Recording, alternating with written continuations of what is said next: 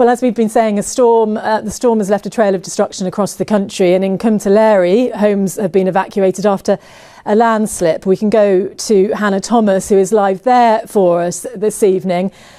Hannah, what's the latest where you are? Well, as you can see, Andrea, it is absolutely pouring with rain, and the remedial work is starting to take shape here already. It is sludge here, it is thick, it is very deep in places. And residents 24 hours ago, well, they had an almighty shock when this lot came crashing down and their home shook with sudden movements. A muddy mess at the bottom of the street. Hours earlier, Rob Scholes had been evacuated from his home, and now he can't go back in. We've got no power, so all the freezers are off, the fridges are off. My fish are probably dead. They're tropical, so, they've got no heat. Fortunately, I got my cat out. It was frightening, to be honest. I mean, it's so quick. Through the trees, you can see where the landslide began. The stream of slurry and muck hit everything in its path and made its way through the village of Cwmtelery. Well, behind the police tape, you can see the runoff from the mountainside. That's not a river, it's just the extent of the water coming off the hillside. It came all the way down the street here and brought with it mud, boulders, rocks, debris. They ended up, first of all, underneath these cars. Look at it. The owners say this one is ruined, and residents say it's a miracle that nobody was injured or killed. We've had a couple of little incidents before, but not to this extent. And I was like, here we go, Christmas around the corner, and we're going to have to redo the house and all that. I mean, I feel sorry for the ones on the lower end of the street, because as you can see, they've had the brunt. 53 years I've lived here, never seen it like this. Many people have never seen it like this in Risca either. Water was still going into properties today as business owners like Dorian Robbins were cleaning up the silt from their shops. This was the worst one. This has happened 7 times in 40 years since I've been here, but this was definitely the worst one because we had ingress from the front and the back. So we had it both ways this time, which I've never seen before. Some had seen it in 1979. It doesn't compare with that, but the water wasn't much lower. And today the town council chairman was showing me how it came up through the drains. It doesn't go away in a day. It takes days for them to clean, get tidy and get things back together. And Christmas is so important to businesses now because of the state of the economy. It's only a time that they've got a chance to make any money, and then we have this. And in nearby Cross Keys, they were still underwater. The chief executive of the Welsh Rugby Union paid them a visit to discuss where they go next. Without a little bit of help, the club won't be reopening, and us being honest. It's just, the cost of it is thousands and thousands to put the club back right. Who knows how much it'll cost to put this lot right? But tonight there are serious questions about just what happened in the South East Wales valleys.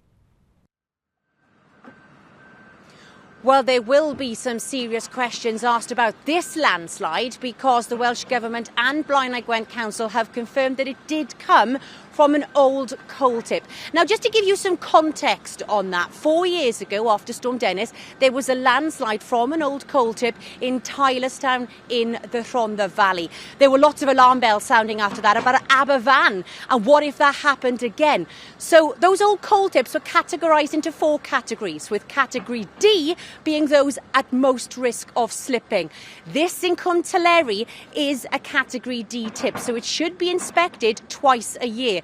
Now, there will be big questions here because it is some distance from the houses. The Welsh Government, the Coal Authority and Blaenau Gwent Council say it is carrying out an investigation. But remember, Andrea, in that Tylerstown coal slip site several years ago, there were no properties affected. As you can see, they have been affected here in Cwmtelery. Hello there, good evening to you. Imagine the horror of seeing a sinkhole open up in your street, threatening to engulf your house. Well, that's exactly what residents of Nant Morlais in Merthyr Tydfil faced as they raced to leave their homes yesterday lunchtime. It followed heavy rain over the weekend and came just a week after Storm Bert caused severe disruption across the South Wales valleys. Well, our correspondent Hannah Thomas is in Merthyr Tydfil for us tonight. And Hannah, residents there now facing, well, a second night away from their homes. Yes, Andrea, and who knows when they'll be back here. We've come as safely as we can tonight, as far as we have anyway. And behind me, you can see the signage, you can see the machinery and the fencing. The sinkhole is beyond that. Now, you mentioned Storm Bert as well there. Well, experts believe that Storm Bert caused this sinkhole. Engineers believe that a mountainside landslip forced tons of debris to come washing down the hillside above Nant Morlais and down through the culvert, which is about 60 foot beneath my feet. Now, residents remember hearing a rumbling and a banging sound during Storm Bert, and everyone now thinks that that was the culvert collapsing, but it's taken a whole week for that damage to come to the surface. A hole in the middle of their houses. At the bottom, the water is rushing off the hillside. At the top, the gas and electricity cables are exposed to the elements. And Delith Mitchell fears the sinkhole could swallow up her house. It's not just a house for us, it's a home. We've been here 35 years since it was built. Had some lovely times here, obviously. But racing around in the morning was one thing, but shutting that front door was emotional. But I mean, everybody was safe, and that's the important thing. I think our houses, number 9 and number 8, are more vulnerable than some of the other houses. But obviously with all the power and water off, you know, nobody can stay in at the moment. Delith and the other residents were evacuated yesterday. Among them were Alison and Idris Power. They say that many of their neighbours are elderly, but they had just 10 minutes to get out. Lots of people are on medications. You've got to think of taking things as tablets. You know, we had to ring my daughter then, who lived in Rada, say, we're on our way down. We're evacuated from Nant Morlais, which we've been here since 1992. And the first thing like this, something like this has ever happened. But it's not the first that Merthyr Tydfil Council knew about the ageing culvert. The system under here is believed to be more than 100 years old. A council meeting was first held 15 years ago to discuss its condition. The current leader was an elected member at the time. Repair work was done at that particular moment in time. In 2015, more repair work was done, but I would stress there wasn't in this particular spot. The first repair work was further down and the second repair work was further up towards the mountain. What I can assure people is the culvert is inspected every 2 years and has been. But the fallout from Storm Bert continues. In the Rhondda Valley, more than 12,000 people are using bottled water or boiling it after the Tinnerwine treatment works was damaged by the storm. It's a huge undertaking to complete the construction work that we need to complete at our Tinnerwine works. We are doing it 24/7 to make sure it's done as quickly as possible, but we need to do it safely. We need to do it properly to ensure that there is no risk to public health in the area. Back in Merthyr Tydfil, there's too much of a risk to send residents back to their homes as the sinkhole from the storm keeps on getting bigger. So the question tonight, the biggest question, is what happens next? Well, residents still have no idea of when they'll be back here. The timeline, as I understand it, is this. Teams are currently up on that mountainside trying to dam the water to stop it coming through this culvert and making the sinkhole any bigger. Tomorrow, specialist drone teams will fly a drone through the culvert to assess where the damage begins and where it ends. At this stage, nobody is ruling out the possibility of more sinkholes, more evacuations. We'll have to see on that.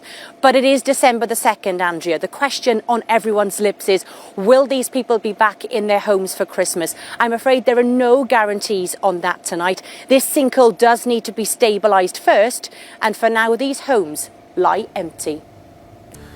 Before that, residents in a Powys town are calling for help to repair a sinkhole which swallowed up a family pet last week.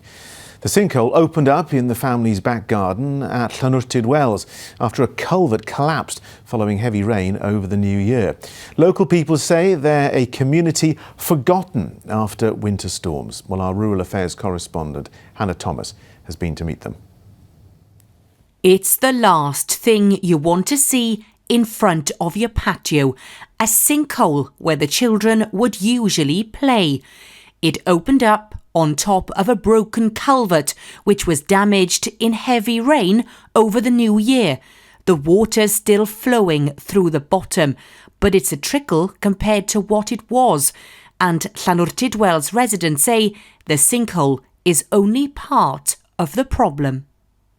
There was a resident further down the road on the flooding on New Year's Eve where he had his whole flat flooded and he's had to move out. The people of the town really want the Welsh Government and other agencies to step up, provide a plan and seek a long-term solution to the flooding problems in Llanwrtyd. This was the flooding on January the 5th. A torrent was rushing through the town and into the garden where the sinkhole appeared. Well, I'm standing up against the fence here because this is as far as I can come safely while looking into this sinkhole. It is about 12 feet down and does have tragic consequences here because the family dog, who was elderly, came out from the back of the house after dark and ended up at the bottom. Sadly, he drowned. Alison Bamford lives at the top of that broken culvert. She showed me where the water gathers every time the rain pours in Llanwrtyd Wells. This is essentially a boating lake once the water fills up. It overtops and floods down our property in a virtual tsunami by the back door and then onwards to all the other residents' properties. And clearly that caused a sinkhole further down this time. This time round is the worst it's ever been. The sinkhole was discussed in the Senedd this week. Senedd member Jane Dodds mentioned Llanwrtyd Wells to the Welsh Government's Chief Whip. The town actually feels abandoned. Nobody has been to see them. I'm liaising with the Trunk Roads Agency, but I wondered if you could also bring pressure in order for those people to have some reassurance that something is being done. The Welsh Government says that the Trunk Roads Agency will meet with the community next week, but the community knows that Welsh Government budgets are tight. Is it feasible for the local community, for local property individual owners, to be able to pay for all of this? I doubt it very much. We're talking, this is escalating, and it's an old culvert that's been overfed for years and it needs sorting. The Welsh Government says it's maintained a record level of funding for its flooding programme this year, but it hasn't been enough to stop a big hole in a back garden. Hannah Thomas, ITV News in Llanwrtyd Wells.